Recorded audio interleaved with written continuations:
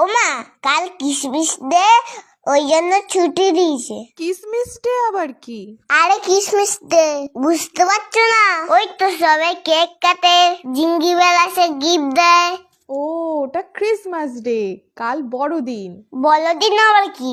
কাল কি রাত হবে না, শুধু দিনই থাকবে? আমি অত শত জানি না, তুই তাড়াতাড়ি নে তো, ভাত বাড়ছি, খেতে আয়।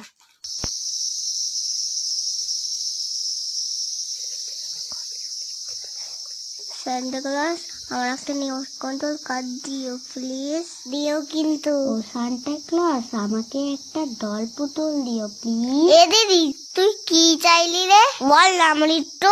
না, আমি বলবো না, ওটা বলতে নেই। আরে বল না, আমার সাথে বলবি তো কি হয়েছে? বললাম না বলা যাবে না।